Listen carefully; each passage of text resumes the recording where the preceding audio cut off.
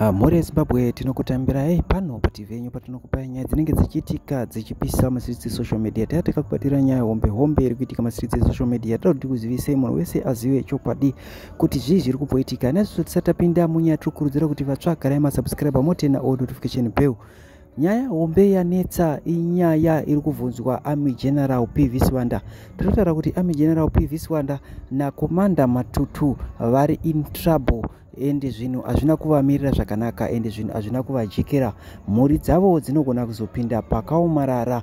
Magenerals andataura iwayo Emmanuel Matutu na Philip Valerio Sibanda, mhuri dzavo dzinogona kupinda pakaomarara nekuda kwenyaya yandiri kutaura panapa.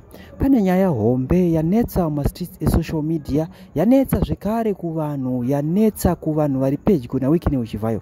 Kuti ko Wikineu Chivayo ari kuchengetwa nemamemba ePresidential Guard, chii chiri kumboitika kumabharaki uko? Ndo mubvunzo uri kubvunzwa nevanhu, nesuwo tinoda kuti tipindurwe mubvunzo iwoyo. Zviri kunzi ivo PV Sibanda pamwe chete naEmmanuel Matutu mudhara uya vanofanira kuti vauye vajekese nyaya iyi, vaadrese ishu iyi kuti ko why povo yakuchengetwa nemauto enyika yeZimbabwe. Ndo mamiriro aita nyaya zvino hazvina kumira zvakanaka. That's why matoona tauya kuti tikuzivisei kuti chii chiri kuitika kana kuti zviri kuitika munyika yeZimbabwe. Zvigananda ndo zvamira nenyika. Tinokutendai nekuteerera kwenyu. Ndo update yange tauya nayo. Thank you.